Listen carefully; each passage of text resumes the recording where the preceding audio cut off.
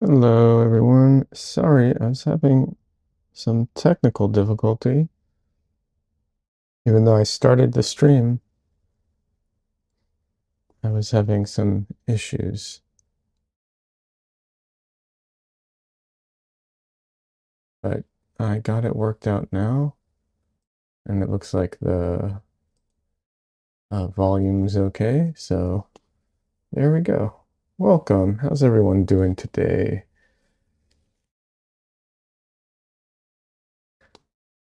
I will be on screen in just a second.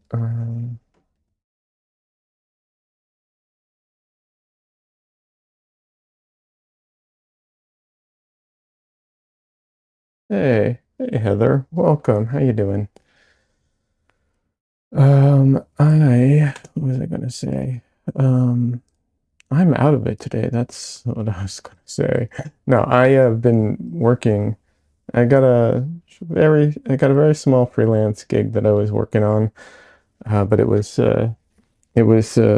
time sensitive, so I was working on it, and I just finished it up. So, um, straight from that to this, and very little sleep in between days. So we'll see how it goes today. And yeah, that's why I'm still working on this painting, because just like I said, no time at all for anything. Hey Cassandra, how you doing? Good to see you.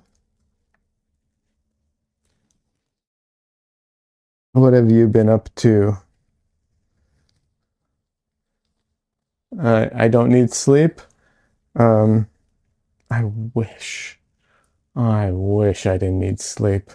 I function on very little sleep compared to most, I think, but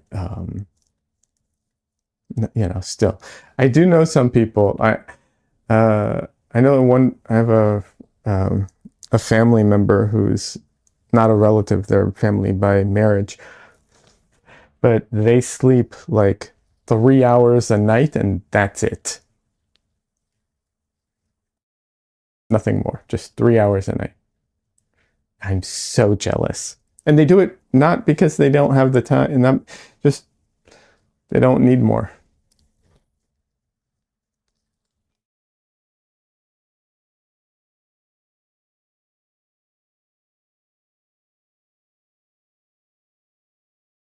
Cassandra says, I am on day 2 of painting my Trakell entry. Oh, nice. I keep thinking about entering the Trakell thing, but it requires me to buy one of their boards, and I never do that in time. So yeah. Cassandra asks, are they older at all? I hear you need less sleep as you get older. No, they aren't. But they've apparently been like this most of their life. I am just getting my palette right now. If I'm off screen, that's why. Um, yeah, yeah. That I have heard that about being older, getting like much older. I don't know. We'll see. It's interesting because I am a you could call me a night owl, but that would be um an understatement. Okay, I am going to clean off my palette real quick. So sorry if people are like, where's the disembodied voice coming from? But yeah, I am a horrendous night owl. And I know that a lot of like when people get older, they start going to bed earlier and earlier. And I do wonder what that will look like when I'm very old.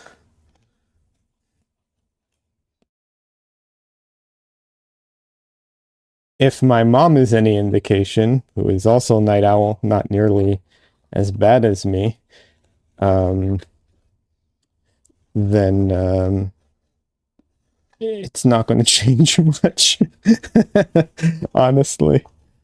So So yeah.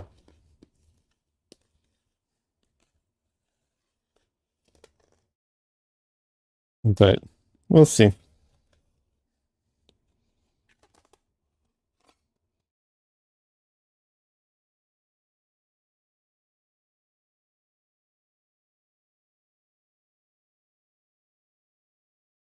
All righty.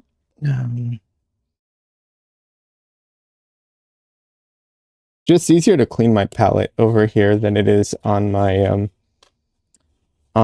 easel. I know I've said that before, but for anyone who doesn't know, that's why. Although I really want to design, I have ideas, and I really want to design a wall easel. If I do design a wall easel, I don't know. Like, I mean, technically, you know, I don't know if it would be better than my current easel and my current setup, because like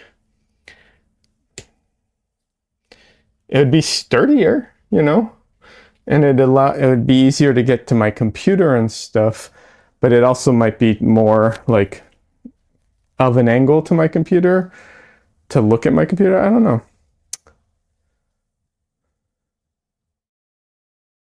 But yeah. Yeah. But I would say that one of the advantages of the wall easel is the potential size. But my easel can hold really big canvases too, so that's not really a huge deal. Also, my what's it called? My lights are literally hanging from my easel, so that might be a secondary problem. Okay. Maybe I won't use my own wall easel if I make it. But I do like the idea of the design. I just need to make it.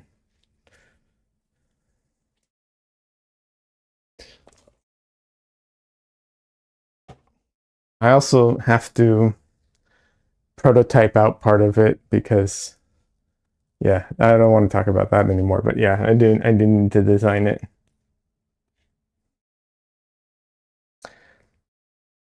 But yeah, the most I think the craziest sleep deprivation thing I did was I what was it? I got a total of 6 hours of sleep in I was already sleep deprived, but yes, exactly, Des. If that's even possible, because I looked into it a little, it might not even be possible. But so I was already sleep deprived because I was working like crazy and just not sleeping a lot and everything. And I was working full time, and I was taking on freelance jobs, or a particular freelance job, and I had a deadline that I had to hit. So I worked for 3 days. And in those 3 days, and I mean 24 hours, so what is that, 72 hours or whatever? I slept a total of 6 hours non-consecutively. Like I took mini breaks to nap. That was like the most extreme sleep deprivation related stuff I've done. And like I said, I was already sleep deprived at that point. Like I was coming from a place of being exhausted, and then I did that. I don't recommend it. I don't think that's healthy. I'm not saying like you should do this. I don't think so. But that was the most extreme thing I think I've done. Which is more than when I was in the military, I think. In the military, I did a lot of hours and a lot of sleep deprivation, but they almost always gave us some time to sleep, and then would because they could often like replace you with someone if needed, you know. They would swap you out. So yeah. But yeah, it does. I looked into it. I'm not sure if I can patent my idea, because it might fall under obvious. But like there are some like things that if you do them, they're considered like an obvious evolution or an obvious like implementation of something. So it might not be something I can patent, but we'll see. But I do want to at least make a prototype to make sure it works and show it off. You know what I mean? Before anything.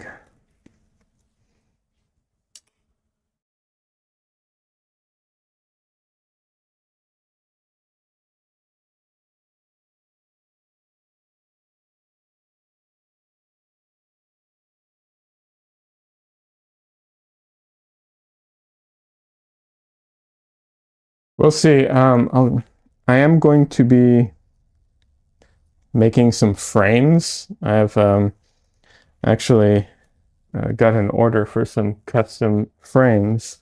So I'll be making those. And I don't, um, so I'll be,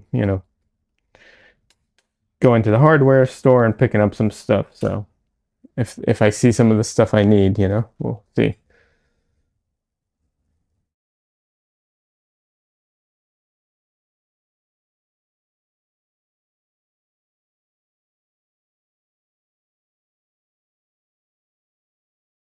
All right, so for today, let's see, with this painting, I need to fix the hand. Technically, some of what I did on the hand is correct,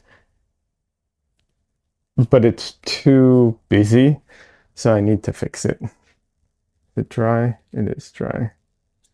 Okay. Yeah, I'm not happy with how busy some of the hand became because what happened was um I tried to get, put in details and everything. And so um I I I got lost in the details and made it worse. So my goal is going to be one of my goals is going to be to fix the hand. I'm going to start by scraping it to smooth out the surface in case there's that way I won't run into issues of it being, like ridges that kind of convey what, elements of it. So I'm just going to scrape. And then I can, just have a smooth surface to paint over for that.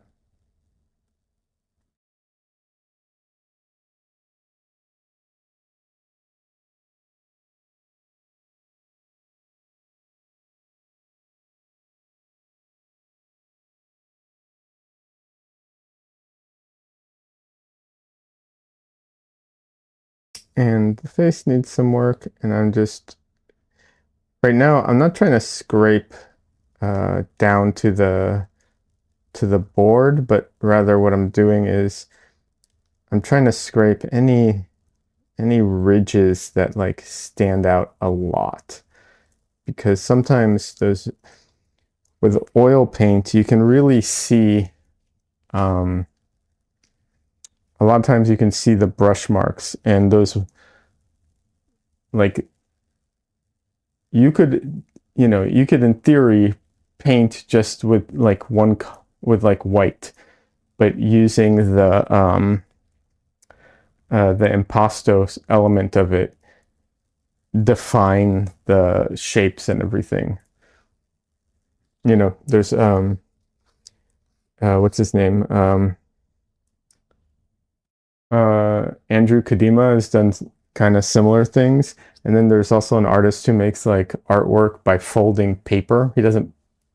He folds and makes impressions into paper, but he doesn't use any color, just shadows, the shadow of it all.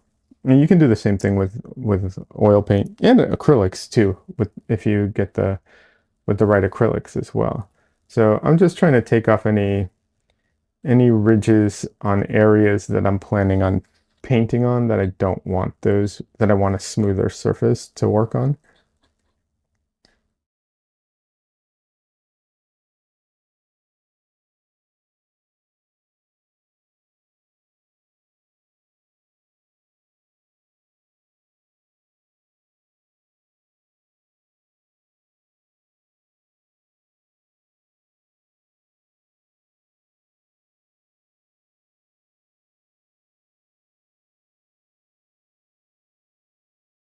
That's one of the things that I like about working on boards more than stretched canvas, is that I could, in theory, scratch down to the, I mean, I think you can scratch down to the canvas as well, but you have to be more delicate with canvases, you know.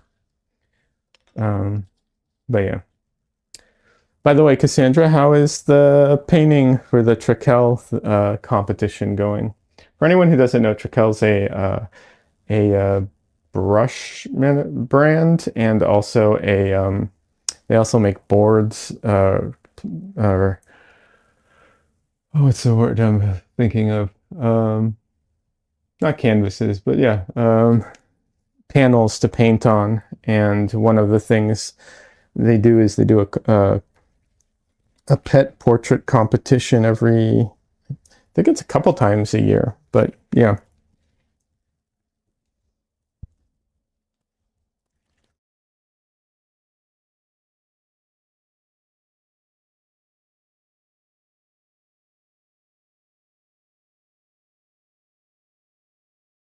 Alrighty.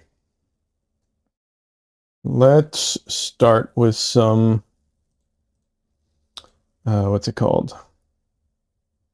Some general areas and stuff. And then I will go into the final areas where I need to do like the face and all that stuff. It's going all right. Extender says I've done a little indirect painting that I'm having a wee struggle with it. Nothing I can't handle, but it's all right.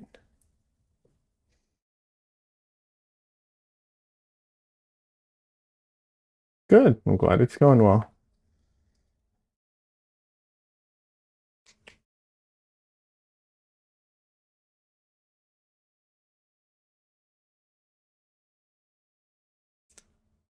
I was talking with someone, or yeah, I don't remember the exact details.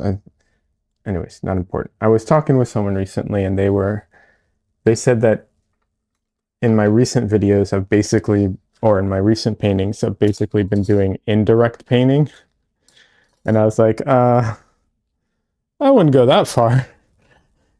Because they were saying that because I haven't been doing alla prima, basically because I've been painting in, you know, so many, what's it called?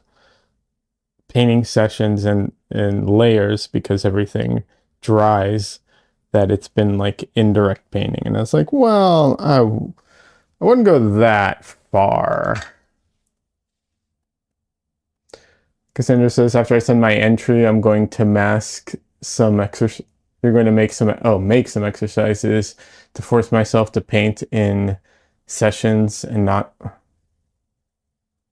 one sitting. Oh, so you to paint in session? You want to wait, you want to paint in multiple sessions? I feel like that's real easy to do.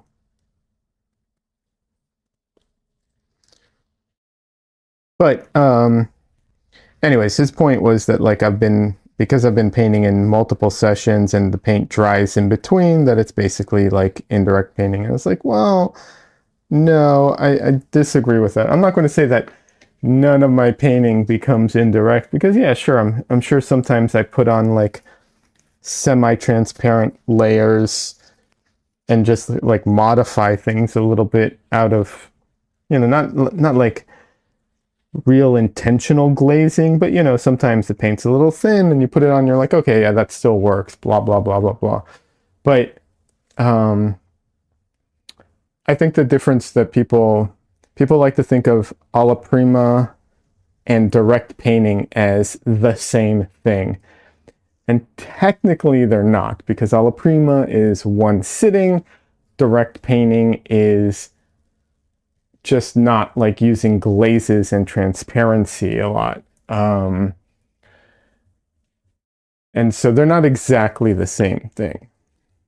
And even artists who were supposedly like the alla prima, painters often painted that way. Like, I mean, Sargent, did not paint his paintings in one session, even though he's touted as being like the alla prima frickin' artist. Like, no, he did not paint everything in one sitting. He would do it in multiple sittings. Sometimes some paintings over months, So, yeah.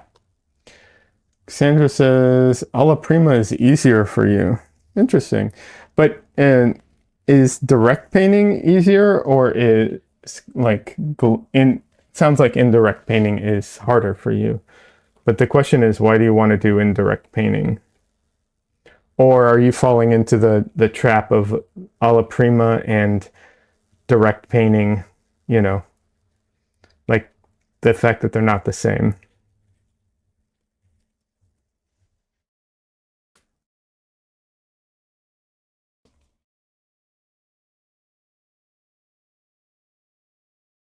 I will say this for anyone who is curious, there is no better, right? Like direct, indirect, not.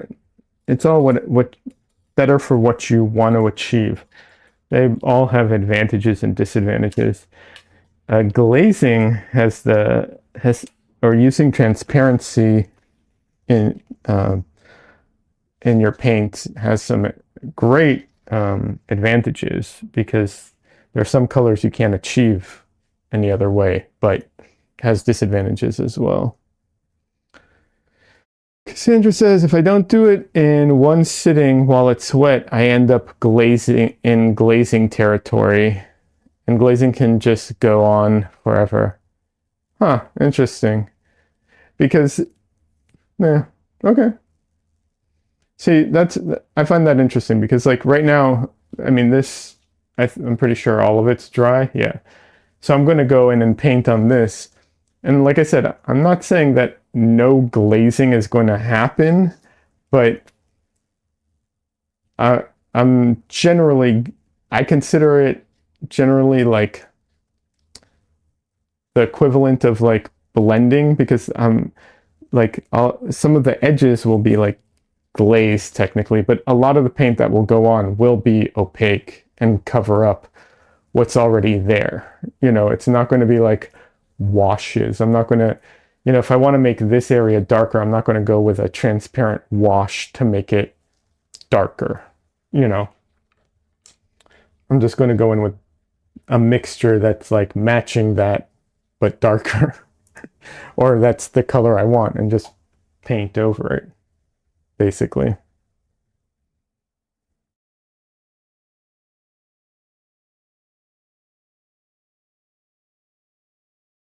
Right now I'm just oiling out. But I do understand, like there are certain types of artwork that just like not types of artwork, but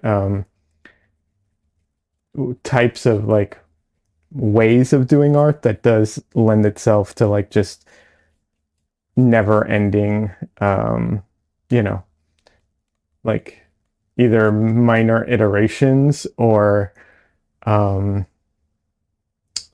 you know,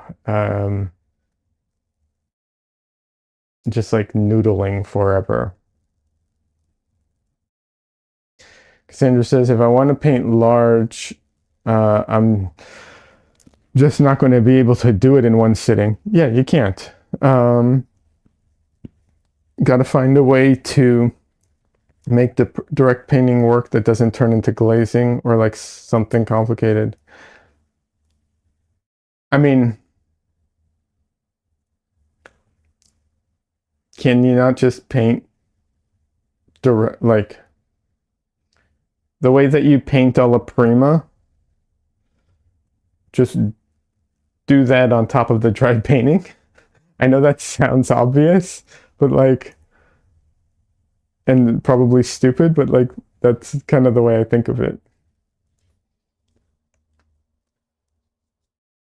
Like nothing has changed. The fact that it's, the fact that it is now dry doesn't change anything.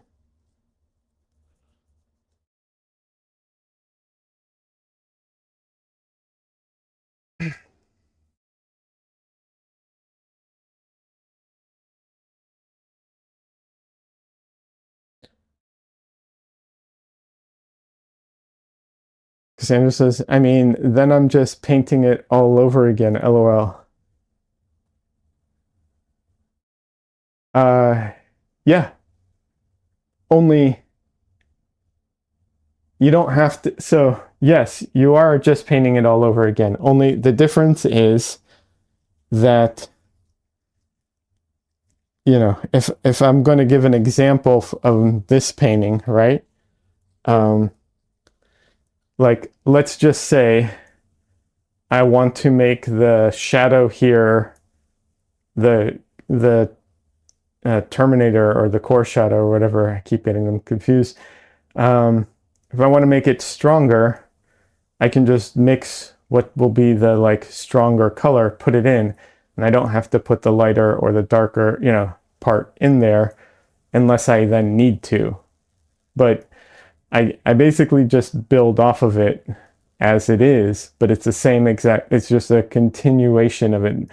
The same way I would, if I wanted to do that, I would just do it. It's just the same thing. I mean, I realize that it will behave slightly differently because it's dry versus wet. That's where I think some of the glazing comes in, because instead of blending wet into wet, I'm essentially glazing on the edges kind of thing. Sandra says it does. Wait. When I say it doesn't matter, and you said it does for my current workflow. Sure, I get that. And you are also painting with acrylics, which might make it a little different as well. But yeah, that's just where my head goes.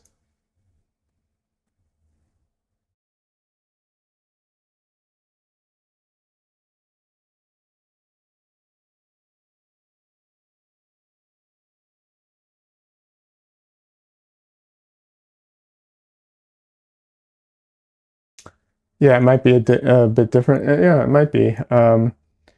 It's funny because so two of my pigments are semi-transparent or translucent, but they're very strong, and then everything else is opaque. If it's dry, I end up repainting a lot more than I'd like to. So if I'm going to play around with it, find something that works for me. Oh, well, yeah, I definitely,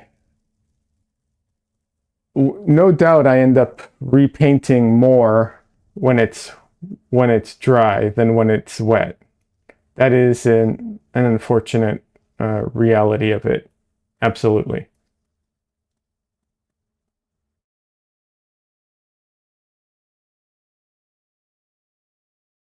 Okay, I got lost. I was going to work on one thing and then decided to work on something else, and I need to go back to what I was originally planning on. Okay. But yeah, yeah, I do end up repainting more than I'd like to under, normal or uh, other circumstances, put it that way.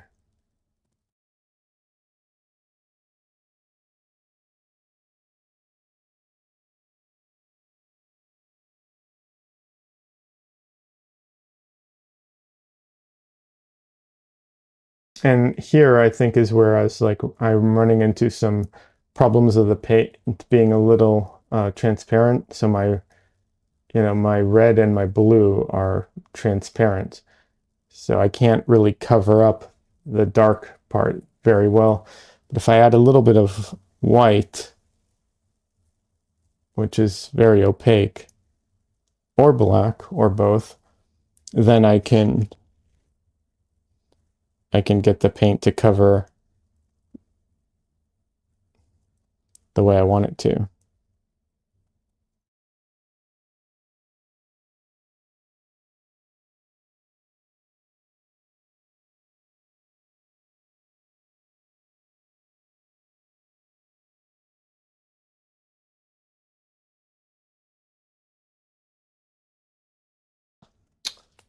Uh, let's see. This says if it's dry, I end up repairing a lot. Oh, wait, no, I read that.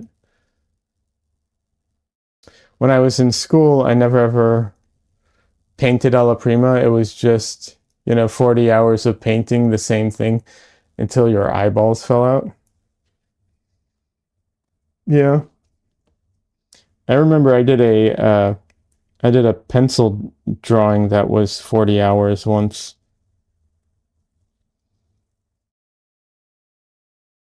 in my art school. Well, actually, that was in my art classes with my Russian teacher.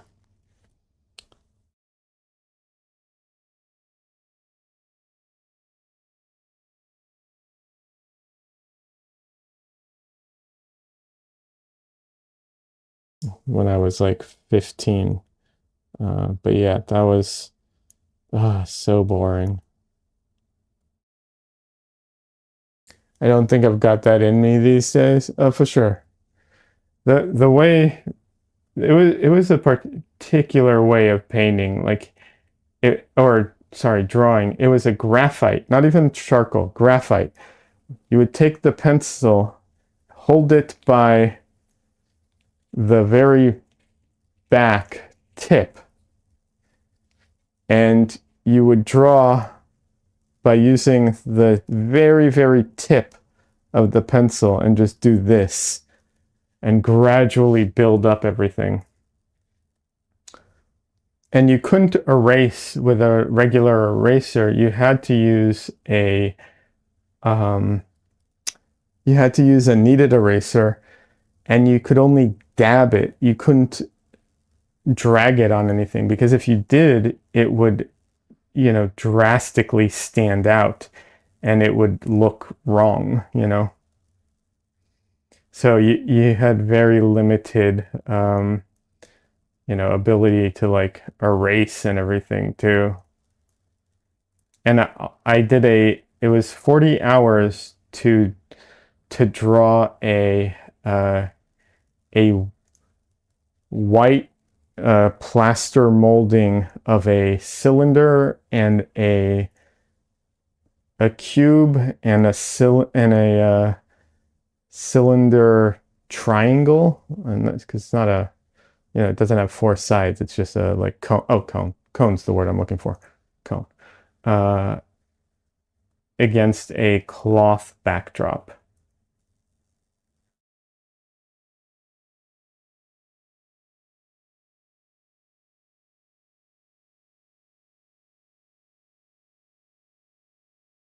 40 hours. So, yeah.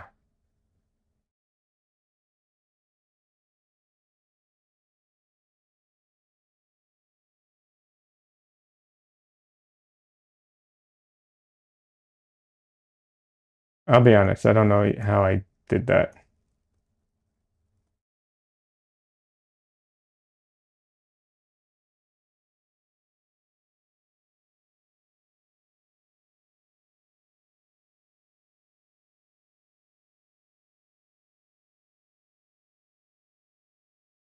Because that is so boring.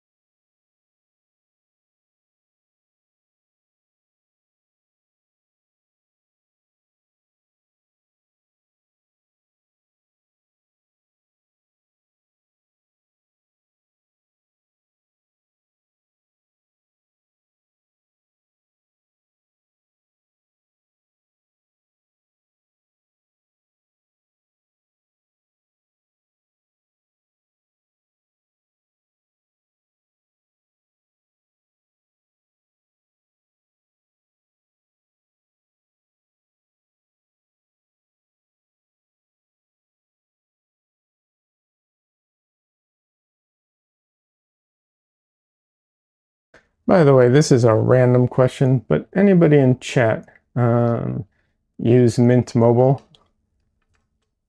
Just just curious.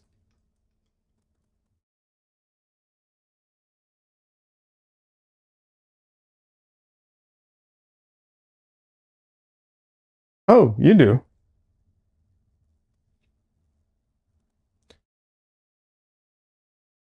Box? Do you recommend? Because I was thinking of switching over. And that's perfect because you're also, Cassandra, you're kind of in my neighborhood. You love it? All right. I think you convinced, I think that was all I need because I was already leaning in that direction. I needed to hear, someone having a good experience too in this area. Yeah.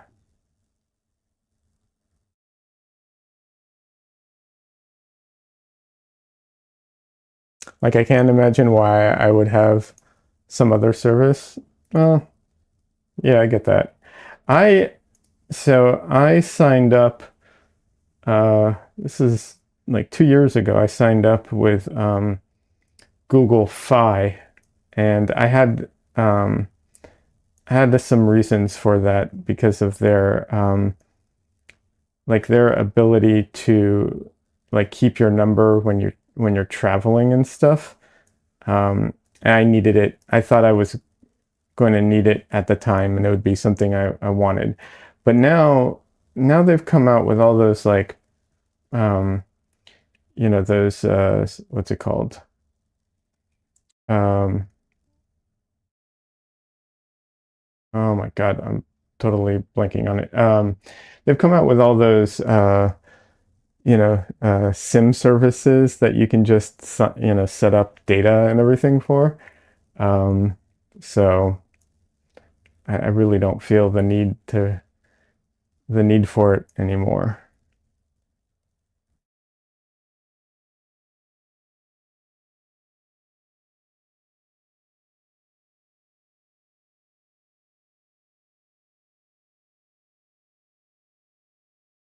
Yeah, we used to have Google Fi. Yeah.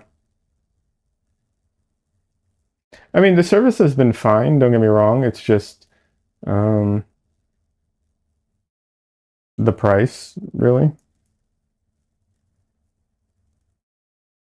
And like I said, one of the main reasons I wanted it, I don't really feel strongly about anymore. So, yeah.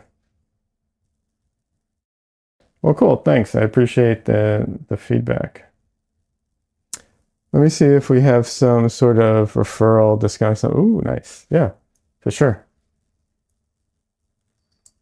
They right now have a really good like prepaid plan that I'm like, that I don't want to spend the money up front, but geez, that would be really worth it.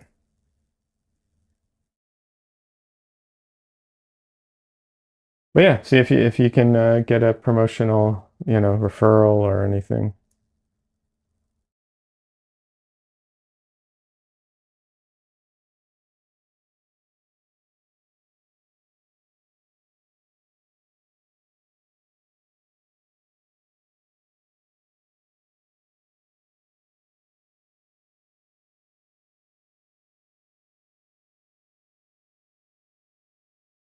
So one of the issues I sometimes run into, and part of it is because I'm working on a smooth surface, and part of it is because I'm working with what's it called? Like um, flat brushes. Sometimes getting like smooth transitions, like very smooth surfaces, is a little difficult. Let's see. Z4MP. I got into painting this year, and I'm going to use oil paint for the first time. Do you have any tips? Sure, I've got a bunch of tips. Um, you know, I'll say this: it's a little tough for me. Like, I'm going to give you tips, and if they don't apply to you, just understand I'm giving generic tips here because that's all I can do. But yeah, I have a bunch of tips that I can say. Are you coming from acrylics or from something else, out of curiosity? By the way, welcome. If I didn't say hi, welcome to the stream.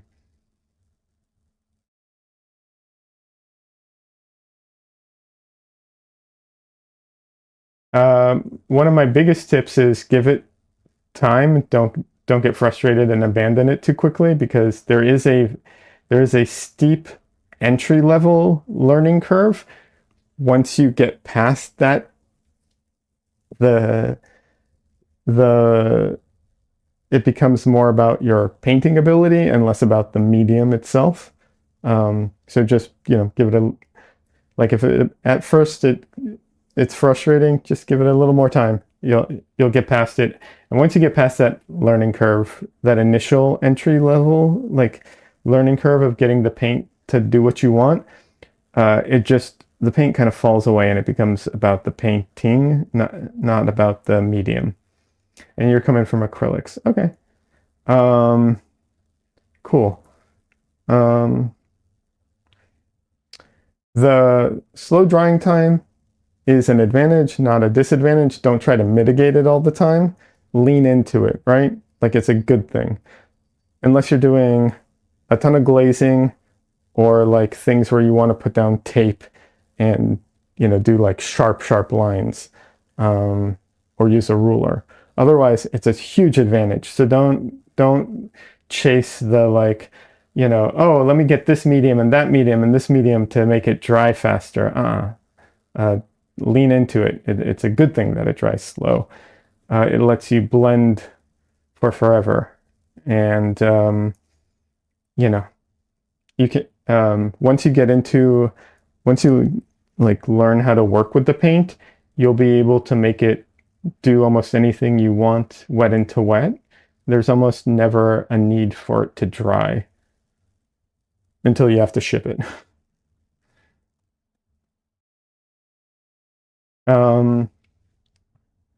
Yeah, so that's one.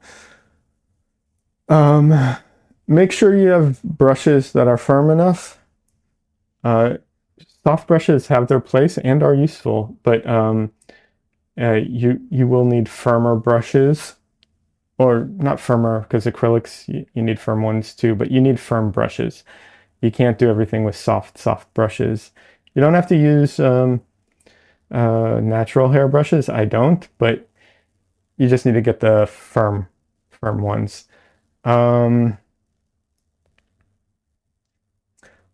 You really want to do a good job in making the skin look smooth. Okay, if you want the skin, if you want to do very smooth skin, ironically, it's actually useful to use textured canvases, not too overly textured or not too thick of a texture. But if you use a very smooth surface, especially if you use a smooth, non-absorbent surface, you actually see more of the brush marks.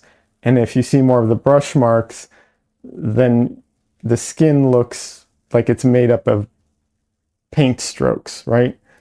So if you want very smooth skin, ironically, you need to use a surface that's a little bit textured. And if it's absorbent, that's also good, or can be good. I don't like using absorbent surfaces, but yeah. And that was going to be my other thing. Try out different surfaces. And also, after you try out the surfaces, after you paint for a while, go back to surfaces you've already tried and try them again. Because what happens to a lot of, I've heard this from a lot of people when they first get into painting with oils. When they first start out, they have a hard time controlling the paint, and they say it's like ice skating, right? And it's like super smooth and slick, and they have a hard time controlling the paint.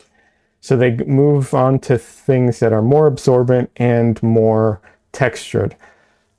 Then they get control over the paint, and then they want to paint more painterly or more brushy or something like that, and then they actually go back to the smoother surface, and they're able to get that like really painty, painterly, textured, and like also it tends to look wetter or more glossy, so it looks, some people like that, and so yeah. And now that they have control over it, it doesn't feel like they're ice skating anymore.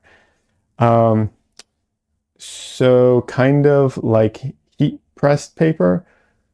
Okay, if I remember correctly, heat press paper is smooth, cold press is the one with the texture. If I remember correctly. I could be wrong. My memory is not the best, but yeah. Um, so yeah, more like cold press than heat press if you want smoother skin, ironically. I mean, don't get me wrong, you'll have that texture from the paper, but that's fine. Also, if you paint directly on paper, it will be super absorbent and it might not last forever.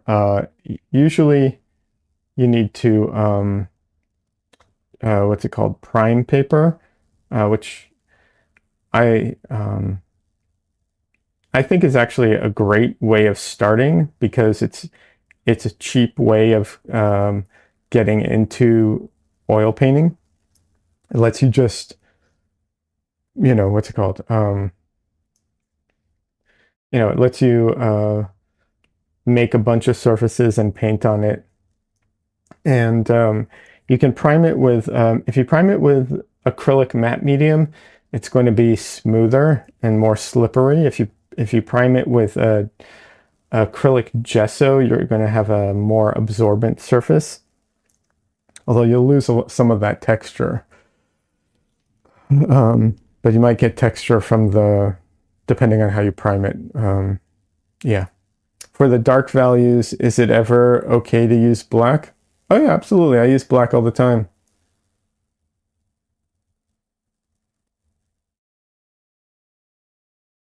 That says me blinks twice in warning about using black. It's fine to use black. Okay, here's the issue with using black or white paint. Um, if you use black or white paint to raise or lower your values, it will do that. It'll also kill your colors. Like it will make your colors very dull, and it will make a lot of your colors, specifically for black, look dirty. Um, because like if you mix yellow and black together, it tends to look kind of, it has like a dirty looking quality to it. It's fine especially if you want to make it you know, that color, like that's how you do it. But here's the reason. Okay, here's the reason that people. Hold on. People say, I heard. Sorry. Z4MP says, I hear people say it's a rule to never use black. Yeah, whatever. It's a good rule for students because what happens is you say, okay, well, this color, is getting darker. Like, I don't, this isn't necessarily the best painting for it, but, if you have something and you have let's say, this applies to people, but if you have the easiest one is like you have a sphere, right, that has a single light source on it, and it's a certain color. This doesn't apply as much to single spheres because of what they're made out of, assuming plastic or something. But generally speaking, the thing is, if let's say it's a, blue ball, right? Hold on. Let me just pause this real quick. Okay. You know, and, and as it goes from light to dark, students tend to be like, okay, well, it's a blue color, so here's my, let me mix up my blue, and then, okay, it's getting lighter, so I'll add white, and then it's getting darker, so I'll add black, right? Like, that makes sense to a lot of people, and that makes sense, but that's not how it functions in reality. And so, by taking black away, you have to figure it out a little bit better. You know what I mean? And you have to mix it yourself. One of the things that people claim, and this one is totally not true, is that if you mix a black, it will give you better colors than if you use a black color. And that's nonsense. What it does is if you mix a black and you're not precise, you end up with an either cool or warmer, more saturated color, which is more pleasing than a very neutral black that comes out of the tube. But that doesn't really matter and it's unimportant.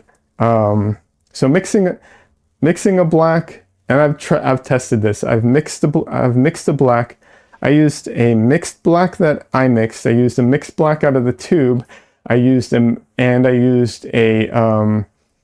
what's it called? A single pigment black, and I mixed them all individually with yellow. There's no difference, no perceptual difference that's worth like mentioning. That part isn't important, but it can create bad habits.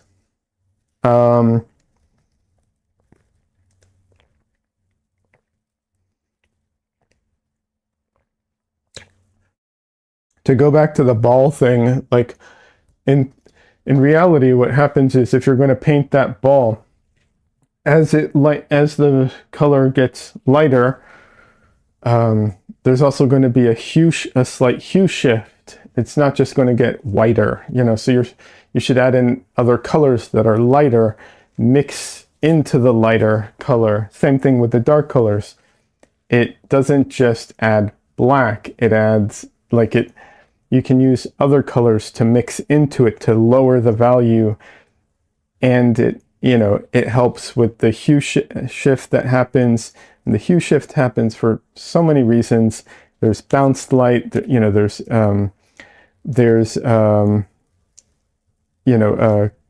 colors from other things, which is the same as bounced light, sort of. Yeah, there's just so many reasons that colors shift. But they don't just go from more white. The other thing is, like I said, if you just add white or black, it'll just desaturate it and make it look blah, like either dirty or chalky.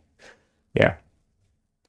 What about hair strands if they have black? Like I said, there's nothing wrong with using black.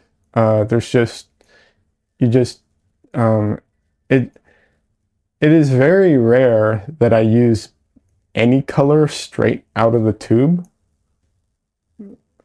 Yeah, I almost never use color straight out of the tube. And it happens, occasionally, but not very often. And when you're, if you're doing black hair, if you don't want to use, black paint, which is fine, you can mix your own black. If you want to use black paint, that's fine too. But the reality is most likely using black straight out of the tube isn't going to look good. You probably want to mix other colors into it and make it a more complex color. Also, very few things are actually black, completely black. And then if you have strands of hair, a lot of times you have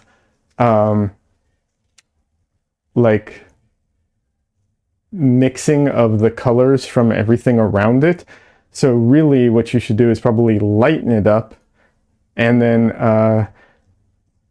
try and introduce the colors that are around it into it. Not the same level, obviously. You want them to be dark, but usually it doesn't, it's not so like such a harsh line. You know what I mean? So usually you want to blend in aspects of the surrounding into it. Otherwise it won't look right.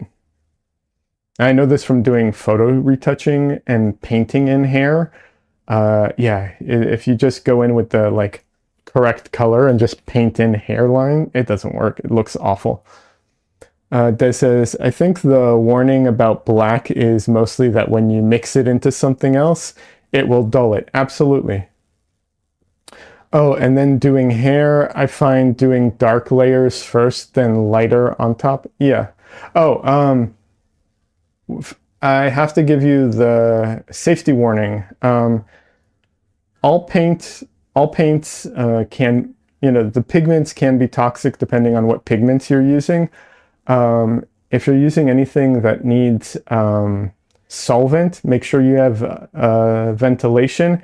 And oil-soaked rags can spontaneously combust, so don't wad them up and throw them in the trash, because that's how they spontaneously combust. Either leave them to dry, laying flat, or buy a special. They have special trash cans for it, or I do this, which is I have it soaked in water and soap. And I put my paper towels, because I use paper towels, but I put my paper towels into here, and this is full of water and soap. Yeah, because you don't want it to spontaneously combust. Yeah. Let's see. I've watched a few oil painting videos, and they always start with brown light layer. Do you know what it is? It's probably burnt umber. Probably. Is usually the go-to. It's either burnt umber, raw umber. Probably burnt umber, though. I think that's a little redder. Although some people like raw sienna or burnt sienna. Hey, Donley, welcome. Good to see you. How you doing? Donley, by the way, is a Twitch Twitch streamer who does digital art. Hey, where'd the cat go? Damn it. Let's see. This says, I use different base coats based on the main color. Based on the main color of the picture, I'll find a color opposite of the color wheel. I've done that. Sometimes it works. It depends. Do you start with the dark shadowy values first? So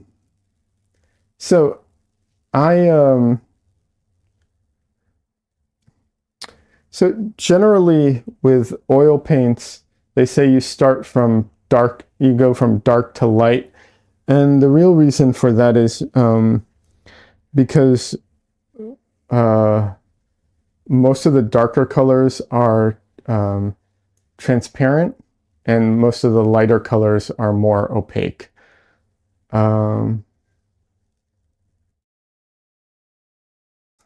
I just saw that joke. Funny. Cassandra says no one knows how to cook their umbers or their sienna. Yeah, that's true. Funny.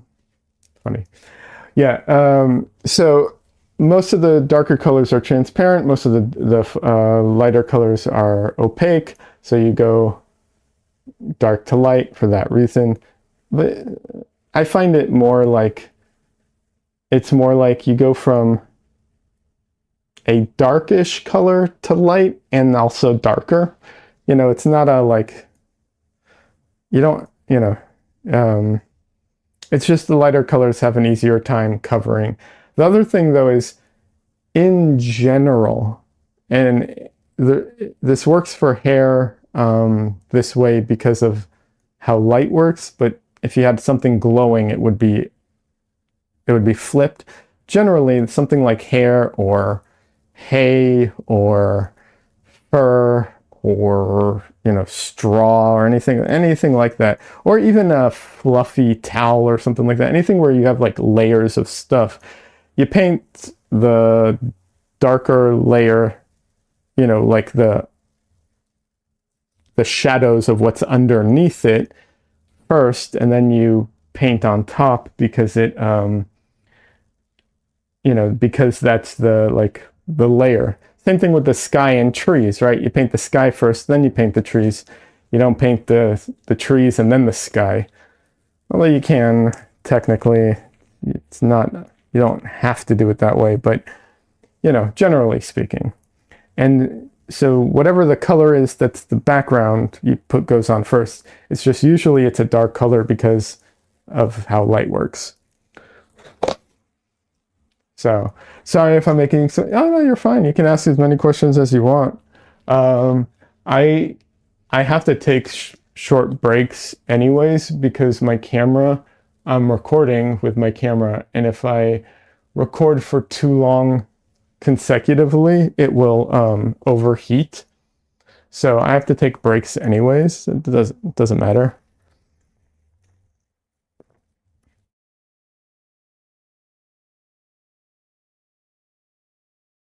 And you never know when someone else is listening and it's their first time or they're new to it or whatever, If you want a really good like intro into oil painting, and it's very much it's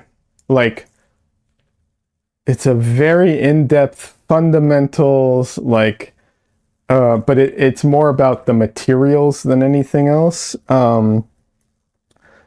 Julie Beck has a 3-hour video on it on her YouTube channel. And she goes into all the basics of, like I said, it's more materials based, but that's a big part of it.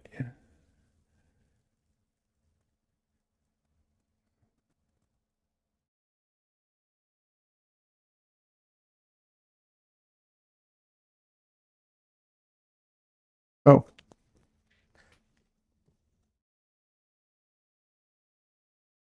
Also, I don't know like I said, I don't know your experience, obviously. Generally, I recommend people to start out with limited palettes. Not my palette necessarily, but a limited palette is very useful because you don't need all the colors in the world to start off with, and it teaches you to mix. So yeah. You just get confused about the skin blending and how to make the transition smooths. Don't worry about it too much. Especially in the beginning, it's a combination of things. You need to how can I put this? Making a smooth transition is, I want to say it's complicated necessarily, but there's a few different elements to it, right? There's being able to control the paint. So there's paint handling, which is one of the issues I'm running into because of my preferred brushes and stuff like that. There's color mixing, and which is also part of it. And then a lot of it will also depend on the brushes and the surface that you're painting on. And then another thing that you're going to have to discover as you go is that even the right look? What is it about making the skin smooth that you why is that a desired, why is that even desired, right? So that's also a question that you need to kind of consider. Not saying it's wrong, like, don't get me wrong. I'm not saying not to do that. I'm just saying you have to think about what it is you're trying to achieve, because sometimes,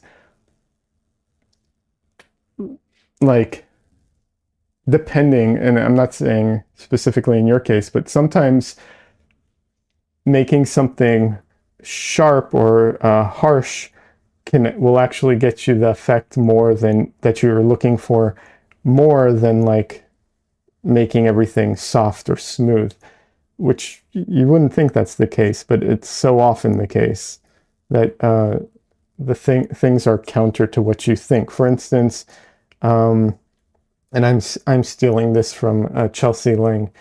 She just came out with a video talking about making like glowing,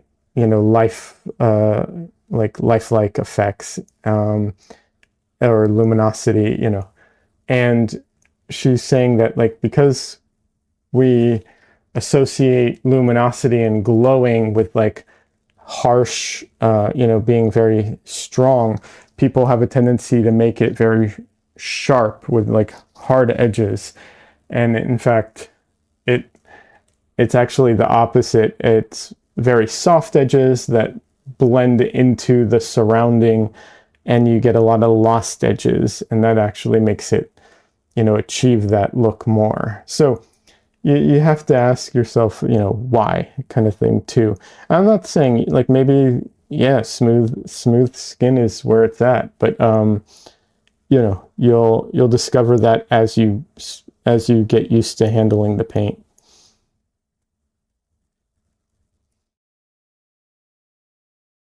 So, just give it some time. And the other thing I would say is, if you want to do smooth objects, just do a bunch of tests, or studies.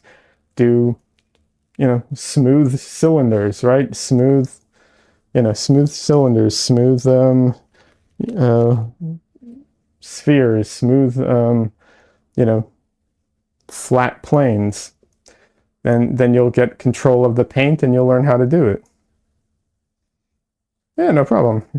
You're welcome for the tips. I hope it works out. You're welcome to join the Discord. We have a Discord, and you can ask questions there, and you can share your progress as you go through it. And yeah.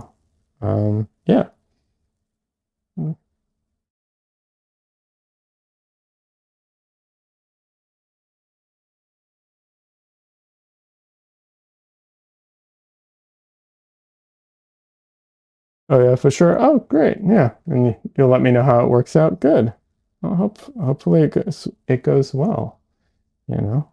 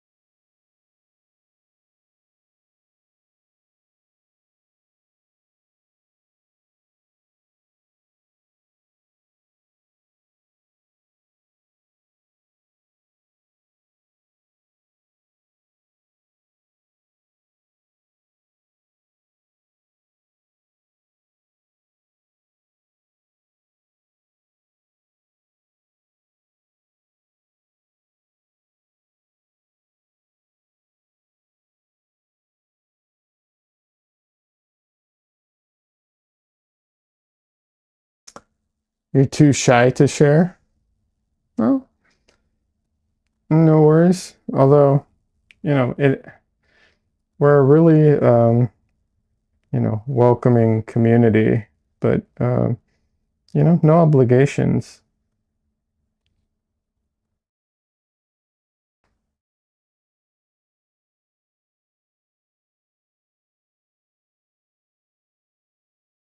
Have you taken classes or anything? It's, either is fine. I'm just curious if you have.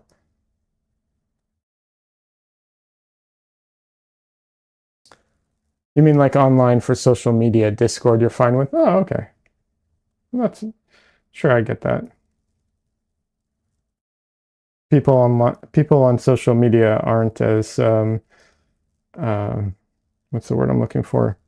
Sane. I think that's probably the right word.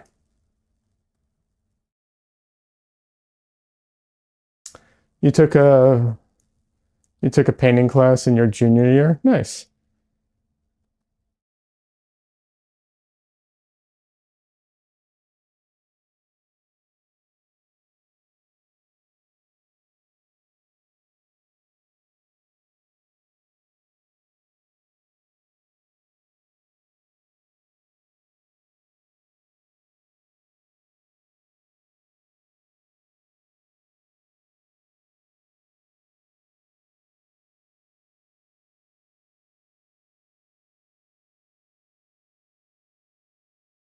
This one, in case anyone's curious, because I just talked about hair and I'm not exactly doing what I said.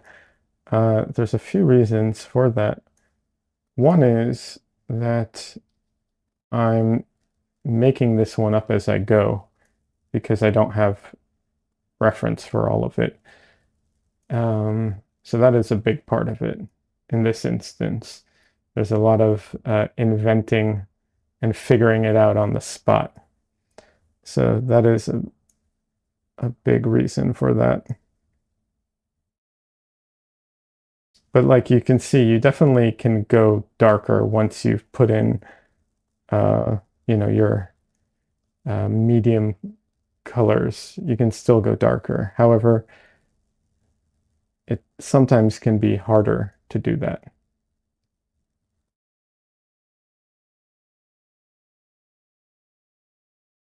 I really wished I would have joined earlier since third years are going to be doing portfolios the whole year and uh, but you're a senior. Okay.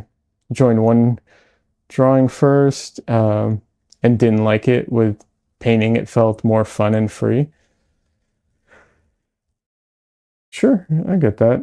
Um, yeah, I mean, I will say that it kind of depends on what you want to be uh, painting or drawing. Well, I guess you like painting. So depending on what you want to be painting, drawing is definitely a skill worth developing. I'm not saying you have to go crazy with it, like some of the what's it called? The people in the different like atelier programs, they go a little crazy with it in my opinion, but it's definitely a skill worth developing for for painting. Like if you're really good at drawing, it does help your paintings. I don't think any doubt about that. But you don't need to be like I also think some of the atelier programs go crazy with it, and it's like you have to spend, years before you can even touch paint. You have to do years of drawing. It's like, okay, we don't need to go that crazy with it. You just started painting just last year, but you've been drawing your whole life. Oh, that's good. So you have a good foundation.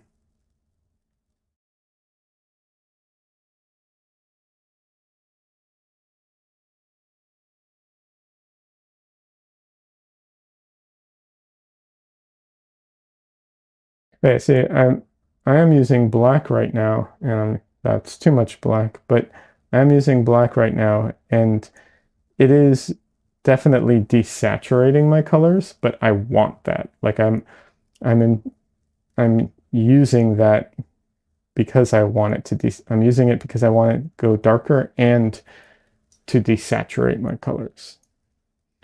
But yeah, you absolutely can go darker as you, get into it, and you can also um, use black. Actually, one of the limited palettes that people recommend for students a lot of times is the Zorn palette, which is a very limited palette where you use black. It's ivory black. Um, it's vermilion red, I think, but everyone uses cad red because vermilion is expensive. And then oh, what is it? Yellow ochre, although traditionally it's a very strong yellow ochre, not the normal yellow ochre. It's a very warm yellow ochre. And then titanium white, although traditionally it was lead white, but everyone uses the modified version of it. But black essentially becomes your blue because it's the only like cool color you have access to.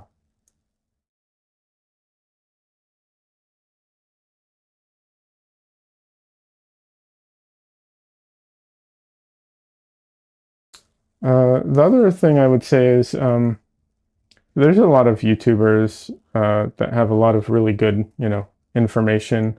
Uh, People here watch a lot of YouTubers and are happy to, recommend them, um, which is great, and I totally recommend that as well.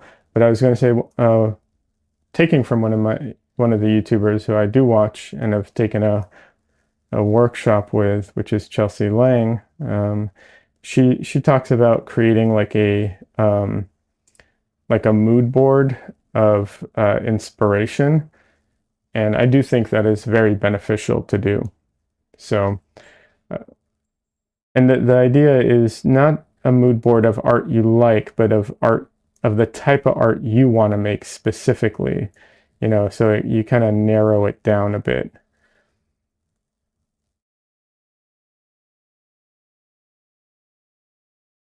And then from there you can be like, okay, well, how do these artists, you know, make this art? And you can study, you can do master studies of their paintings, and you can see if you can find information on, their techniques, if they have, videos, or if they're old masters, if they have articles or anything. And you can learn a lot that way because a lot of times the mediums and the techniques that people used was a big part of the look that that like contributed to the look of their paintings. It's not the only thing, don't get me wrong, but you know, you couldn't it'd be very hard to paint, you know, um, with like a ton of glazing and indirect painting style and paint like Sargent. It just some aspects of his paintings are a result of how he painted. You love the Renaissance, you take a lot of inspiration from there. Okay. Yeah, well then, there's I'm sure tons and tons of articles about different artists and how they achieved the look that they did. That's always a good place to start once you have more control on the medium. Don't try and do everything all at once. Start simple, get control over things, and then continue from there, kind of thing. Like break it up into little segments of like what it is you're trying to do, and then do it that way. Don't don't do everything all at once. That's a surefire way to frustrate yourself and set yourself up to fail and burn out.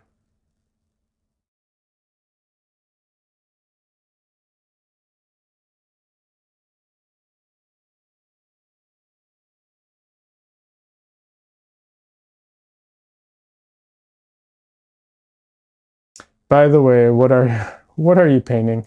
This is a VTuber who she did a video and it made me it made me think, oh, I'd like to do a quick painting of and try and do a combination of using both reference and not reference, making it up, um, and see if I could pull it off and make her character look, realistic, even though it's clearly, not very realistic design. It was supposed to be a quick painting, but I've been very busy lately, and I've basically painted this. Like every time you can watch my live streams if you feel like it. But um, I basically have painted this in like 2 hour segments with like days in between each, painting session, which is not a great way of getting a painting done quickly, in my experience, at least for me. So it's been dragging on for a while, longer than I'd like to. I wanted to do it like, I ideally I wanted to get it done in a single painting session or a single day or something like that, which I've done, uh, like a painting in a day, but it's usually more like a 6 hour, day of painting, not a 2 hour thing. I've just been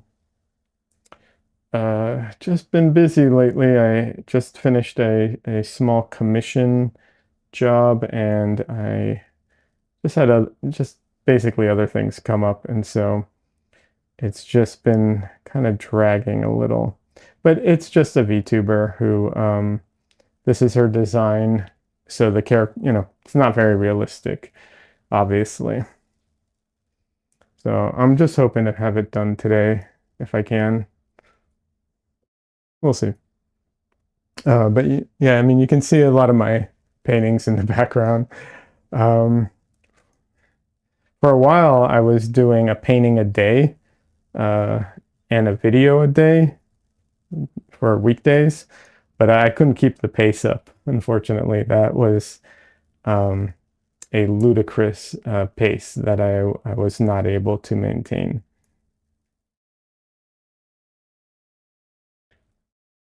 But yeah, her model is a very cartoony. I don't know if I'd call it necessarily anime, but I guess technically maybe. And um, I'm trying to use a model of a real person for the face and combine that with just the design in general.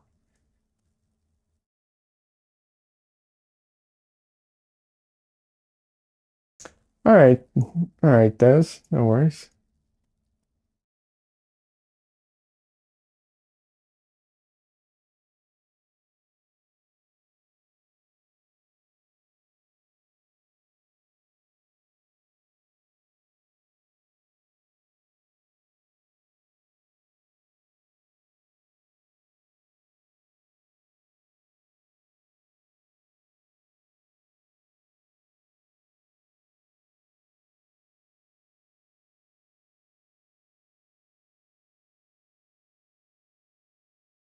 I'm trying to think. You said the Renaissance.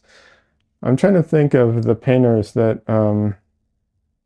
my art history is generally horrendous. So I'm trying to think of the painters that you would be talking about, because if they if they mostly did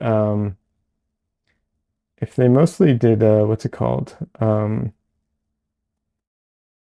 like very if they painted indirectly with a lot of glazing and everything, then you're not going to be able to get the same effect um, without painting that way. Like they the way that they were able to get like very smooth skin and very glowy effects and all that stuff was because they went through the whole process of doing what's it called? The grisaille layer or the dead layer. And, they did that whole process. And if that's what you want to achieve, um, you know, you might, I would say you'd probably want to be painting in the same, like with the same techniques that they used. Only difference I would say is I would see if you can do it with acrylics because oils dry so slowly. I never understood why people want to use oils for layered paintings. I always think that like if you're gonna use oils, go into direct paintings, and if you're gonna do like indirect paintings, use that's when you use acrylics because they dry so fast.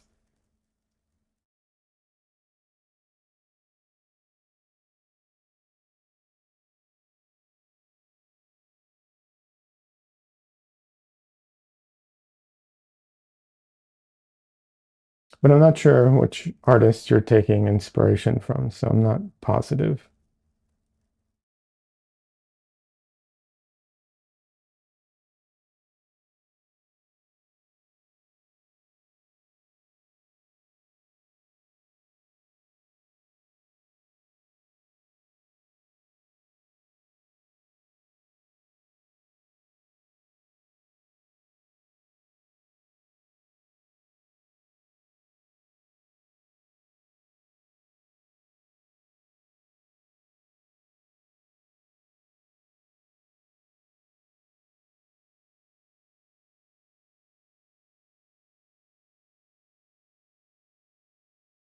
You mostly look at Michelangelo. Um, ooh, I'll be honest, I have not done much study of his painting techniques. I'm assuming it was a lot of glazing. Um, but like I said, I have not looked into his techniques at all. And Titian, okay. Yeah. If that's the case, I would say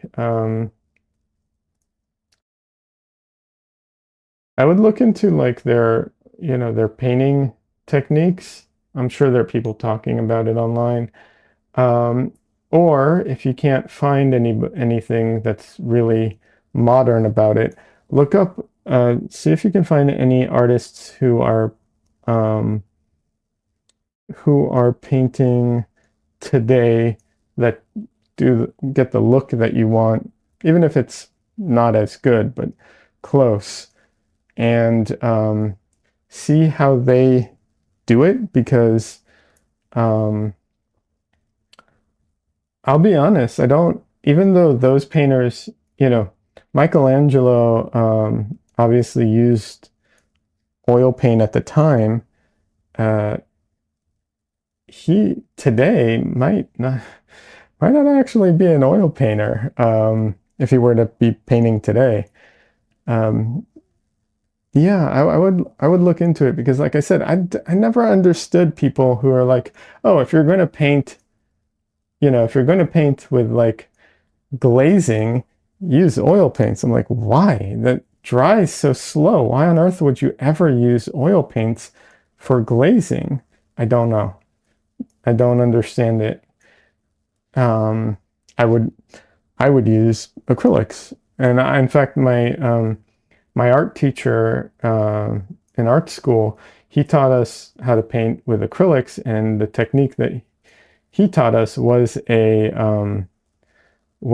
layered indirect glazing technique where you basically paint like a dead layer type of thing, and then you glaze it, and then you paint with like titanium white. You just paint the highlights and you glaze over that again and repeatedly over and you build it up. That's if you want like that's how you get like a very smooth. That's how you get like very smooth. That's a different level of smooth that you get with that.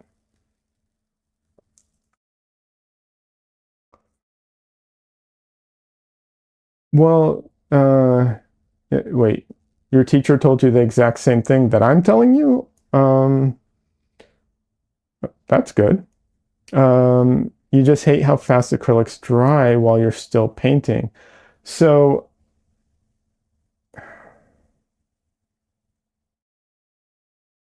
then you're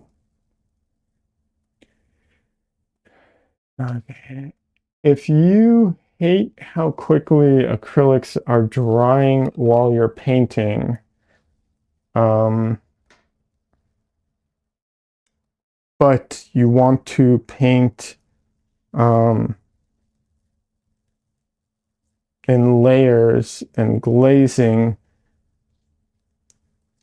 you either aren't painting the right way, you're not using the right paint mediums, or um, or you, yeah, it's probably the two things, or a combination of the two. Because acrylics dry fast, but they don't dry that fast. You know, they dry, like I said, they dry fast, but they don't dry that fast. Um, I used to, and I'm saying that like I used to use a hair dryer to speed it up, because you'd put down the wash and it's like, okay, I did the wash, now dry already, so I can go back in and paint. You know, um, so yeah, I don't know. I my biggest recommendation before you start getting into like any particular paint, I would look up to see if you can find articles for how they painted, and I would look for current artists that paint the way that get the look you want, and find videos of how they paint. Um, I would really do that, I think. Dresden! Hi, Dresden. Say hello to everybody. Okay, look my nose. Ow. Your tongue is scratchy. Mm.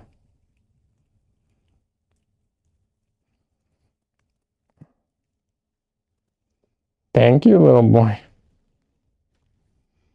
This is Dresden, one of my 3 cats, and a dog. We also have a dog. He's named after the wizard Harry Dresden from the Dresden Files.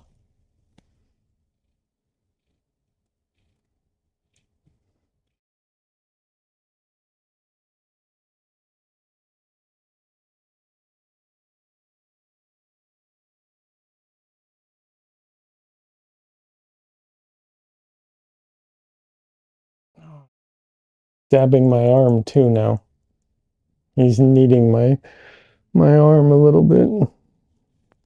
He's such a sweet little boy.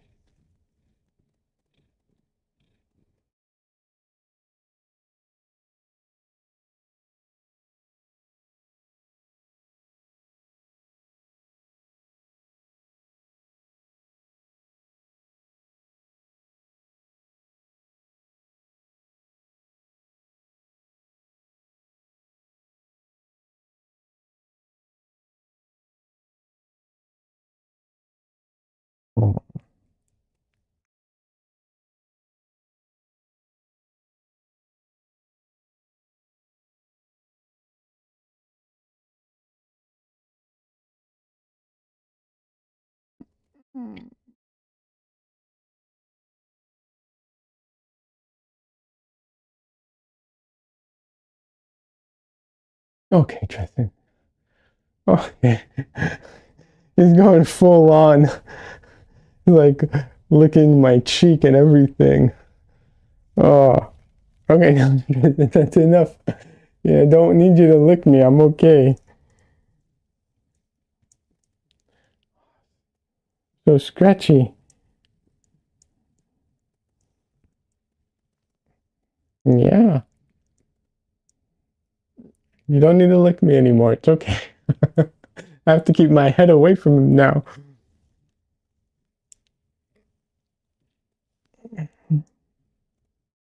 Okay, little boy, I'm going to go back to painting. Are you going to hang out on my chair?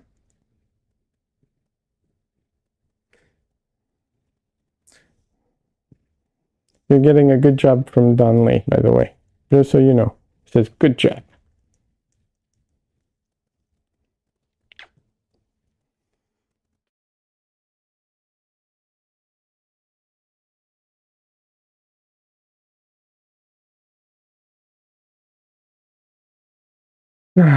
Yeah, I don't know why he's all very licky today.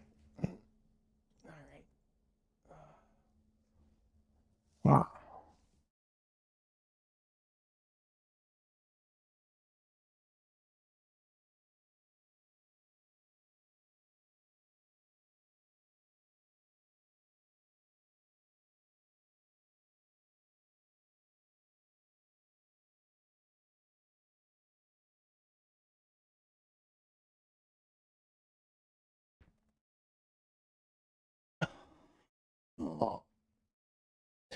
But yeah,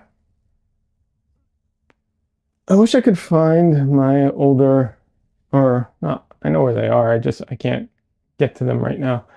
But I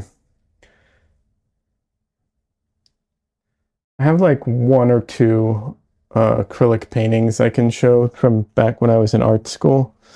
Oh, one of them's got a lot of nudity in it, though. I can't show that one.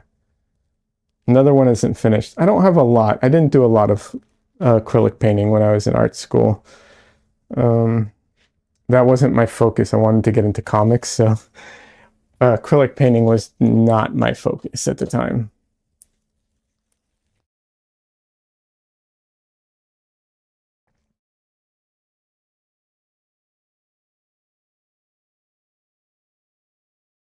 But yeah, that what's it called? The glazing process definitely produces a certain look. I don't follow a lot of painters who glaze much or paint indirectly. The only painter I can think of, he doesn't paint indirectly, but he kind of has that look a little bit, is Arthur Gaines.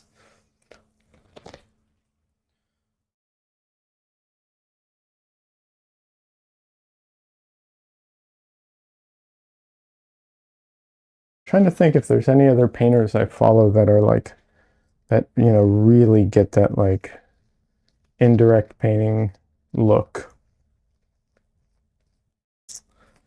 I don't really, it's never been one of my focuses, so I don't know.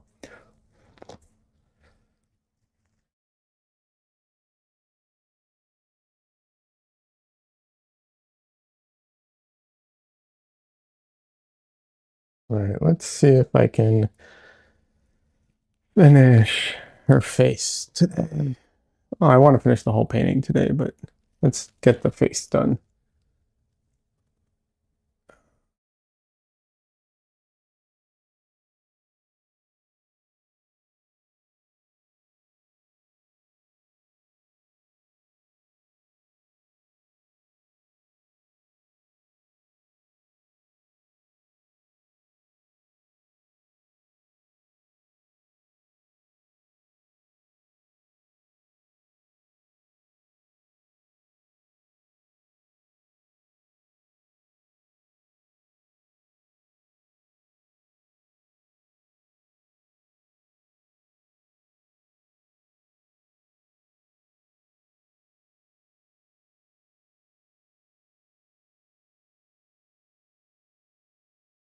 I talked to a painter recently who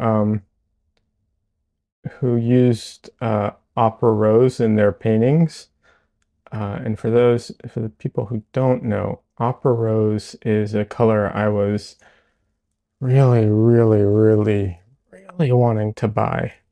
Um, and I couldn't bring myself to buy it because I knew it wasn't going to be a light, fast color. And when I looked into it a bit more, I was right. It is a fugitive color. But this artist that I talked to who uses it in their paintings was unaware of that fact, which really really sucks. Now, hopefully it won't be bad because they mix it in with a lot of their paints, and so it might not, it might not be that bad because it's mixed with other things, and so, it might mitigate the effect. But yeah, that it does suck because you don't, now they don't know how much or how little their painting will fade over time. Like certain elements of it will, shift. They don't know. There are things you can do to mitigate it in addition, like using oh, what's it called? UV um there's a word for it. My brain will figure it out eventually. Um Varnish, that's the word I was looking for, UV varnish.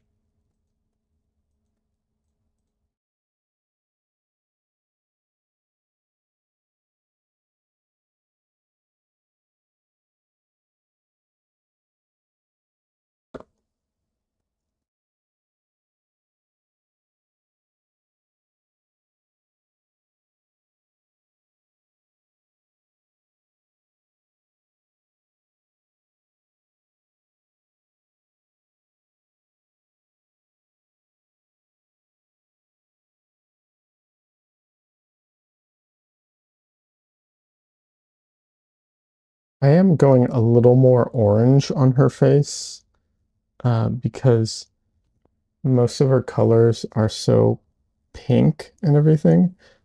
I, I'm trying to balance it out a little bit more because everything on her is just so pink otherwise.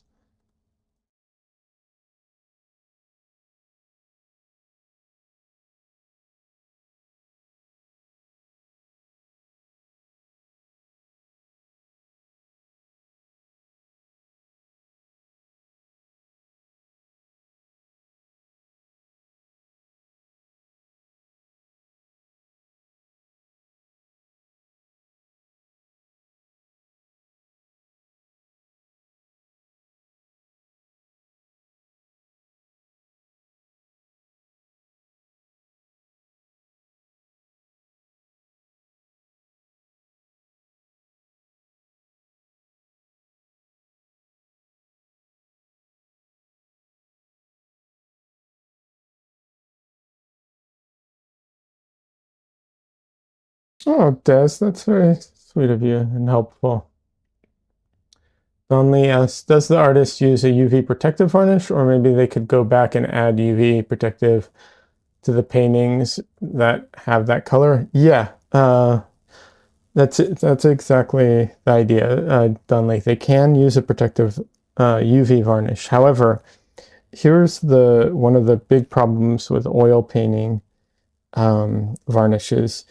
You can't put um, oil painting varnishes on um, initial. Actually, it's not just UV varnish. You can't put any oil painting varnish on um, right away. You have to wait for the paint to cure for like 6 months or something. Now, there are some particular varnishes that have exceptions to this. Those varnishes are like retouch varnishes, or sometimes they're known as what's the word I'm looking for? There's another phrase for the retouch is the most common, but sometimes people call them gallery varnishes or something like that. And those ones are varnishes that you can put on sooner. However, I don't know of any of those that are UV protective. Um, there might be one. I have not heard of it, and so you have to uh, So you do have to wait like 6 months before you can put the UV varnish on. And I don't know of any way of getting around that.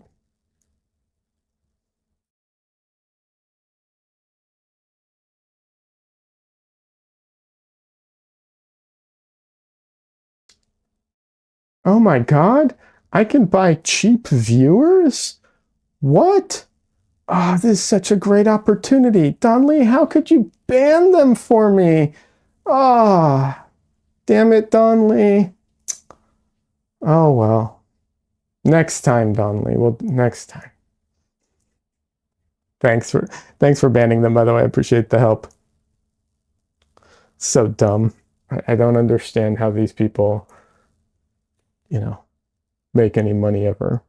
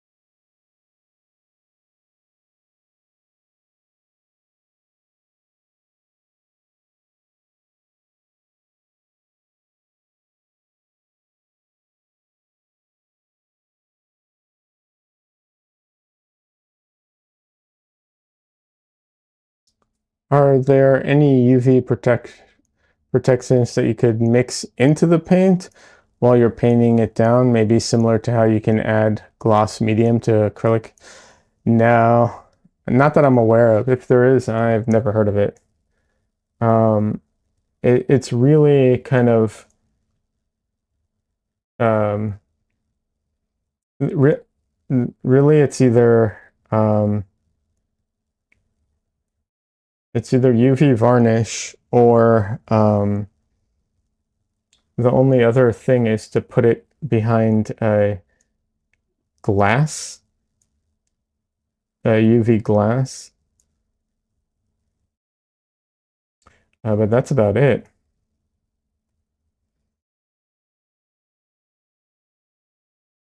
And generally, nobody puts oil paintings behind glass, honestly.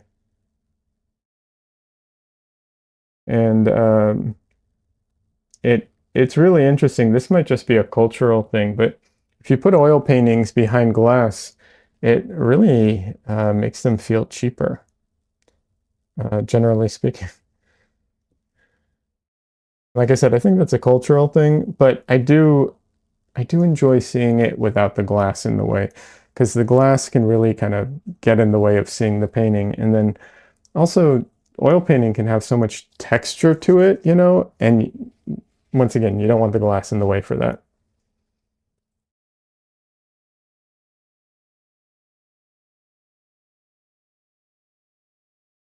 And just to give you an example, when I was uh, the last thing I went to, the last like fair I went to, I put my paintings. I have a lot of my paintings in.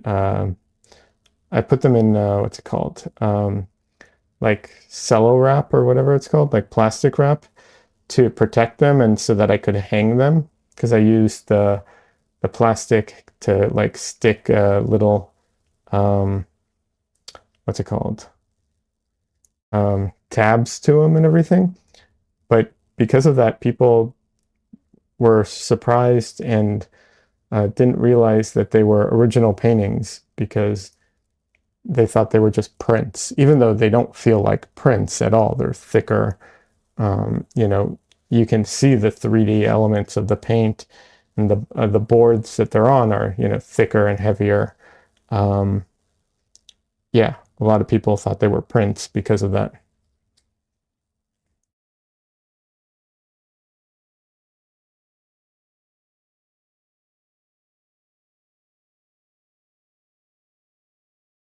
But as far as I know, there's not a lot of options. It's like UV protective varnish is just like the only real thing. And to make matters even worse, sort of, um, not only do you have to wait like 6 months to use them, um, all varnishes that I'm aware of are pretty fume heavy. So you you definitely need a lot of ventilation to apply them. And then some of the some of the more like heavy duty varnishes um, require even stronger solvents. Like for Gamvar, you can use Gamsol, and for a lot of retouch varnishes, you can use Gamsol. But Gamsol is a relatively weak solvent, and you can't dissolve everything in it. So there are solvents that, like, there are solvents or there are varnishes that you could put Gamsol on it, and it just won't do anything to it. So, so yeah.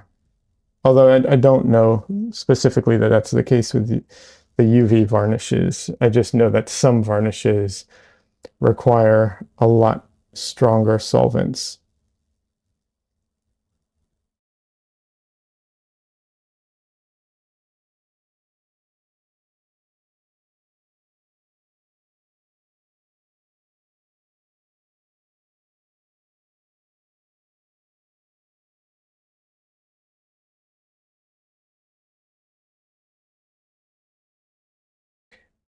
I have not used the UV varnishes, honestly. I The reason is because I wasn't sure if I would have my paintings for the, the amount of time necessary. There are, sometimes you make a painting and you sell it instantly, or it's a commission, and so you make the painting and then ship it off, once it's dry. So, but I definitely have paintings that I've had for 6 months, so I should probably look into it. Um, Although, for the record, all the paints I use are light fast pigments. So, but still, don't get me wrong. Um, the UV light in general is not, you know, is not friendly to most things. So, okay, her nose, trying to get the detail in her nose is really, really tough. It is very small.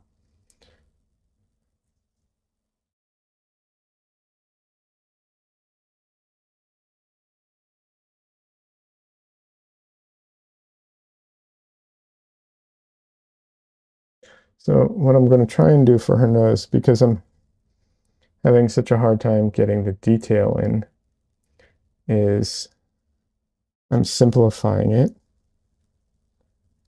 and trying to get the overall shapes. And then I'm going to try and indicate the details with far less information.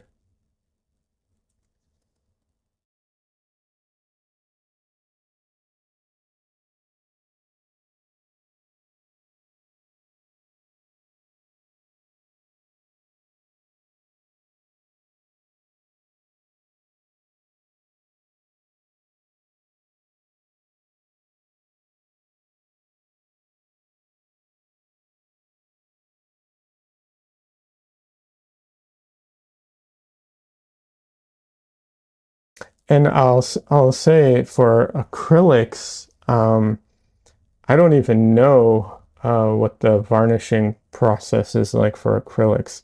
I know acrylics have varnishes. I don't know how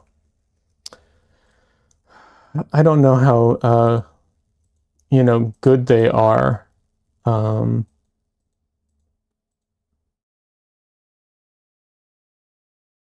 because acrylics have some interesting uh, behavior to the paint. Like acrylics don't um,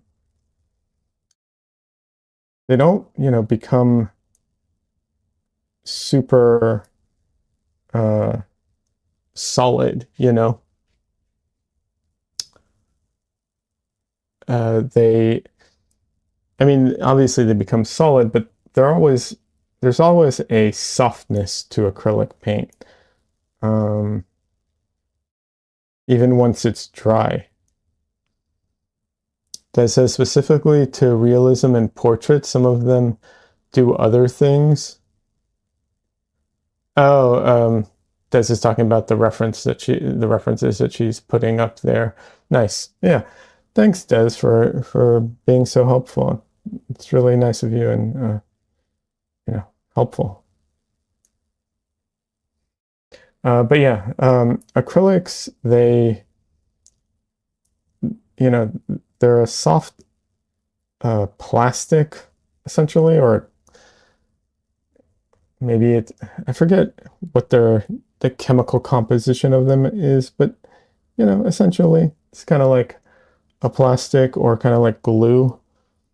And so even though they dry, they're kind of soft, which, if I'm not mistaken, can cause some issues with varnishing and with uh, preservation in general. Don't get me wrong, oil paints have other issues, right? Like they have the cracking issue because they do solidify and become less uh, ah the nose is too small and I am really having an issue with this because I know what I want to do, but it's just such a small space.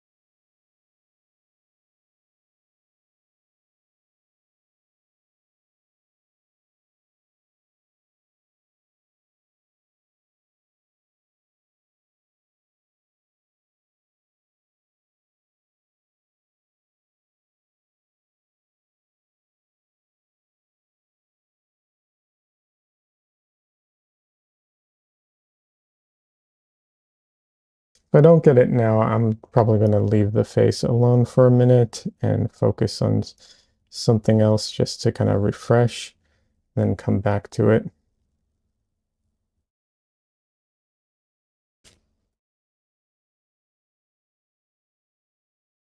Because otherwise, I absolutely can hyper focus on an area. And, that's not usually very helpful.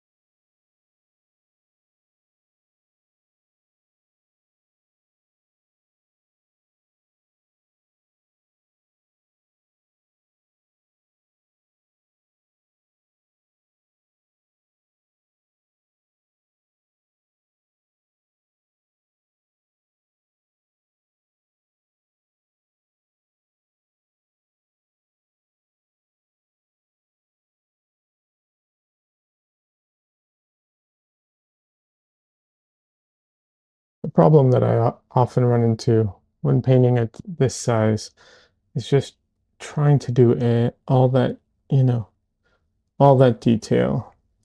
And if you really, really, really, really, really want to do all that detail, you can.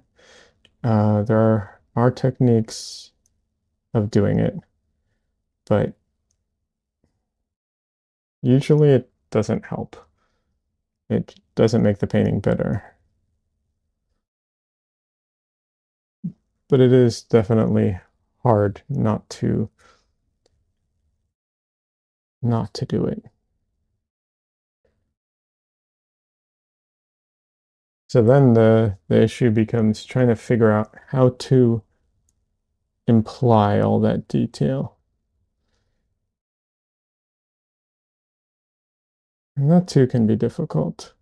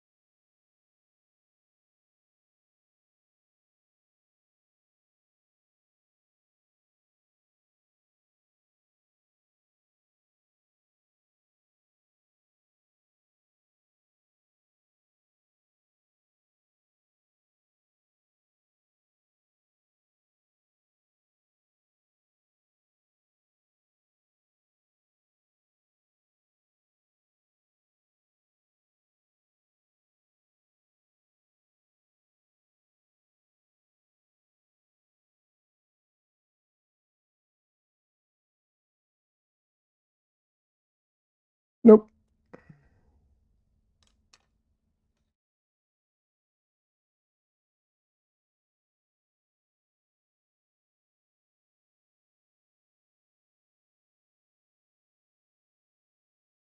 Oh well. I'll go back to the nose later.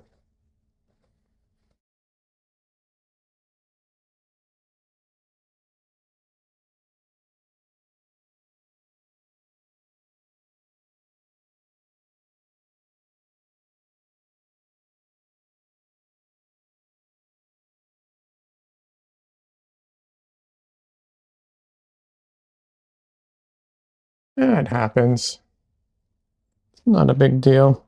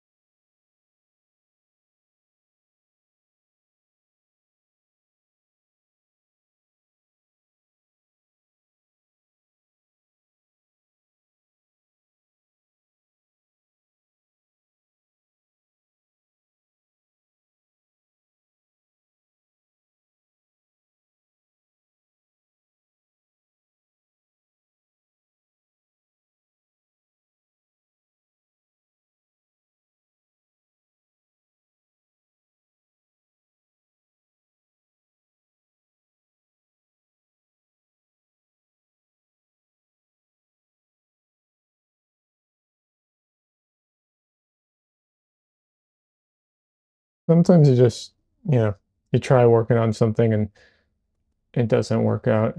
And sometimes the best thing is just to take a break from that particular area, come back to it, and then you can get it no problem.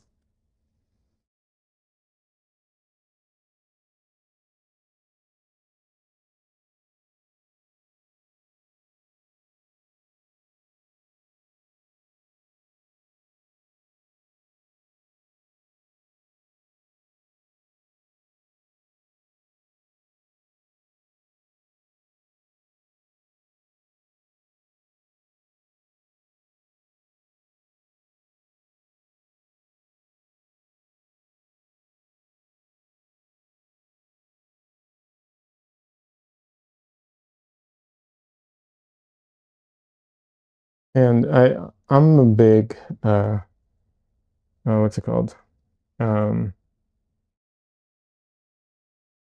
I don't know what the right word for this would be because believer is not the right word, but like I definitely think you should not be afraid to wipe your painting, you know, wipe off parts of your painting or your whole painting, just depends. Yeah, don't be afraid of it. It's not a big deal. Just do it again. It's not a big deal. And if you have that attitude, you know, I think generally having that an attitude of not, not holding your art very precious while you're making it is generally speaking a positive thing for an artist. Obviously, I'm talking in generalities here, but yeah,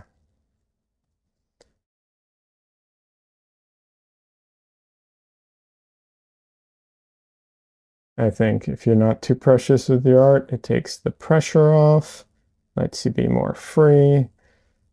Um,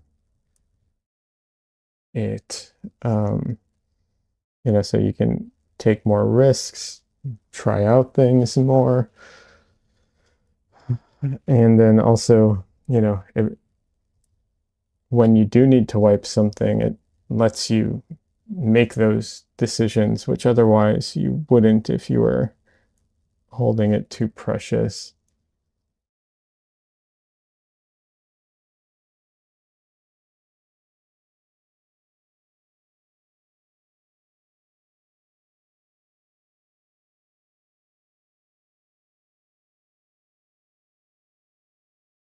Part of the problem too here, that I'm running into with her nose in particular is I am trying to invent her nose. The model has a different nose, and I'm trying to, edit it a bit and trying to make a nose that doesn't, fit her face is, a little more challenging. That is part of the issue that I'm running into. Not the only issue, the size is probably the main issue, but yeah, it's part of it.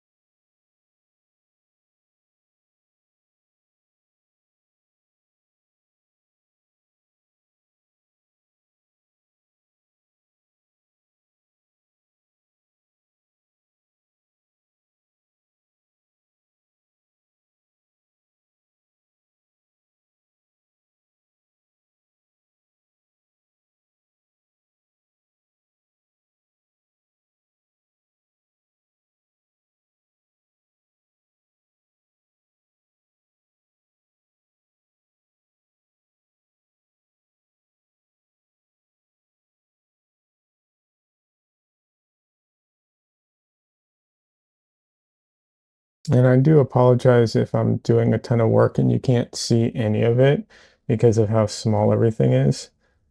I don't have a good fix for that.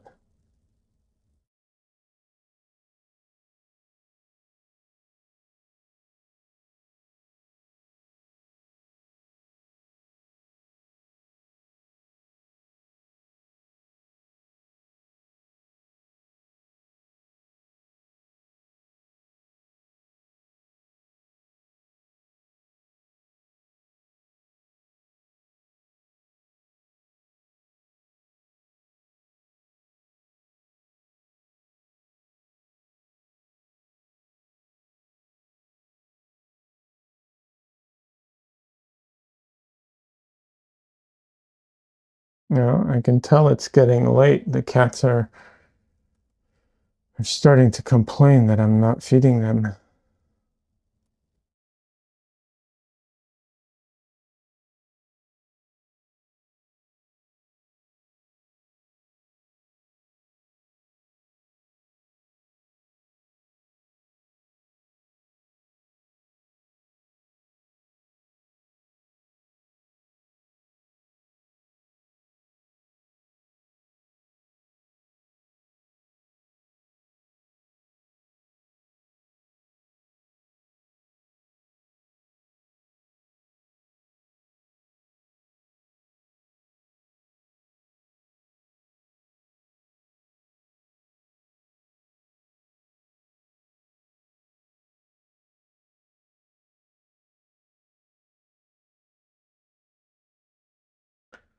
Her eye is so much in shadow that the color on it's so off. I have to adjust that.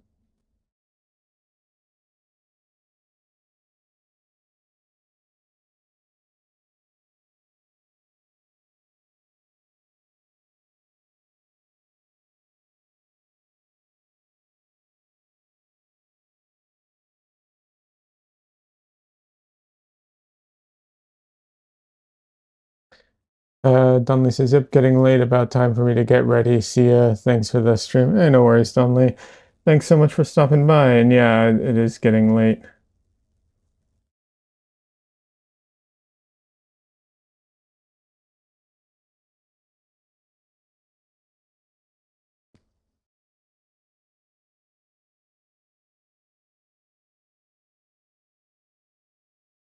I was gonna step away for a second, but then I saw something that I really wanted to fix before I stepped away, even for a minute.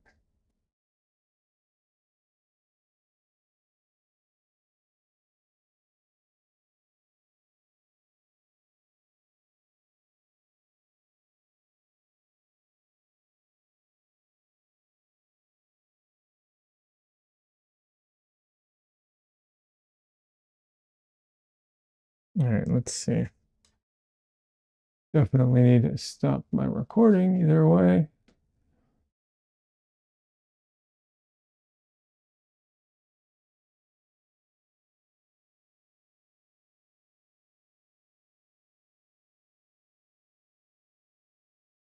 I think I'm also going to end stream. Been a long day. And yeah. Yeah, I wish I'd gotten more done, but maybe I can do some more painting on my own time and actually get this painting done, because I'm tired of my paintings dragging on so much, but just, 2 hours, it's not a good system. But I am way too tired today. All right. And I think I definitely made some progress. There's definitely a few places where it feels like some steps back, but that's very common, and I don't worry too much about it. Like with the nose, you know, just means I'll have to deal with it later. Anyways, all right, yeah, I think I'm gonna call it a night. I'll be back on Wednesday. Um, I'm trying to think what else. Yeah, that's all I got. Like I said, I'm super sleep deprived today, so I'll just call it a night. Rest, yeah, sure. I'll do that. Have a good night, everybody. Have a good rest of your weekend, and welcome to all the new viewers. And yeah, that's all I got right now. Have a good one. Bye.